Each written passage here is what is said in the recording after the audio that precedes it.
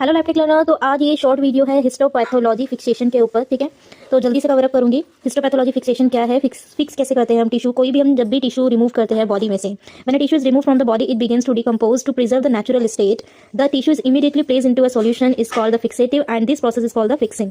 जब हम अपनी बॉडी में से किसी टिश्यू को रिमूवेबल करते हैं तो क्या करते हैं, किसी भी बॉडी पार्ट जब हमारी बॉडी में से निकले तो डिकम्पोज होना स्टार्ट हो जाता है, तो उसे एक सॉल्यूशन में, ताकि उसका जो स्ट्रक्चरल कंपोनेंट है, नेचुरल स्टेट है, वो प्रिजर्व रहे, उस सॉल्यूशन को बोलते हैं फिक्सेटिव और इस पूरे प्रोसेस को बोलते हैं फिक्सिंग, ठीक है। पर्पस क्या है, prevent autolysis and the putrefaction. Autolysis मतलब टिश्यू का लाइसिस ब्रेक डाउन हो रहा है by the help of the enzyme, and putrefaction by the bacterial decomposition, okay. Preservation of a cells and tissue constituent, इसका main purpose क्या है कि cell को प्रिजर्व करना है और टिश्यू का जितने भी कॉन्स्टिट्यूएंट, जितनी भी चाहे वो किससे मिलकर बना है, प्लाज्मा मेम्ब्रेन, ग्लिसरॉल्डिहाइड, जिससे भी मिलकर बना है उसकी प्रिजर्व करना है, उसका स्ट्रक्चरल और सेल शेप को मेंटेन करना है। Harden tissue for easy section cutting, जो हार्डन टिश्यू होते हैं लाइक अ टीथ, उसको थोड़ा सॉफ्ट करने के लिए भी हम फिक्सेटिव का यूज करते हैं। मेंटेन केमिकल कंपाउंड्स, इसकी कंपोजिशन को मेंटेन करने के लिए भी फिक्सेटिव का यूज करते हैं। तो फिक्सेटिव कितने टाइप्स के होते हैं, माइक्रो एनाटॉमिकल फिक्सेटिव फर्स्ट, जिसमें रूटीनली हिस्टोपैथोलॉजी यूज होता है। इसमें हमारा आता है 10% न्यूट्रल बफर्ड फॉर्मलिन।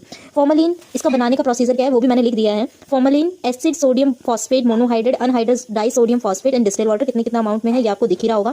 सेकंड आता है जेंकर्स फ्लूइड। जेंकर्स फ्लूइड में जो कि कंपोनेंट्स होते हैं वो होता है mercury chloride, potassium dichrome, sodium sulphate and distilled water, ठीक है। मर्क्यूरी क्लोराइड का क्या काम है यहाँ पे, कोगुलेट करता है प्रोटीन को, प्रिजर्व करता है मॉर्फोलॉजी स्ट्रक्चर को। पोटेशियम डाइक्रोमेट जो कि फिक्स करता है साइटोप्लाज्म को, ओके। और डिस्टिल वाटर सॉल्वेंट है। उसके बाद हमें क्या करना है, जब भी हमें इस फिक्सेटिव को यूज करना है तो हम ग्लेशियल एसिटिक एसिड ऐड करते हैं, क्योंकि इंप्रूव न्यूक्लियर फिक्सेशन, ताकि इसकी न्यूक्लियर फिक्सेशन अच्छे से दिखे, इंप्रूव हो, ठीक है। इसका एक्सीलेंट न्यूक्लियर प्रिजर्वेशन फिक्सेटिव है। क्लियर सेल मॉर्फोलॉजी, जो भी हम देखते हैं अपने माइक्रोस्कोप में अच्छे से हमें मॉर्फोलॉजी दिखती है। गुड फॉर हीमोपोइटिक टिश्यू के लिए बहुत इंपॉर्टेंट है।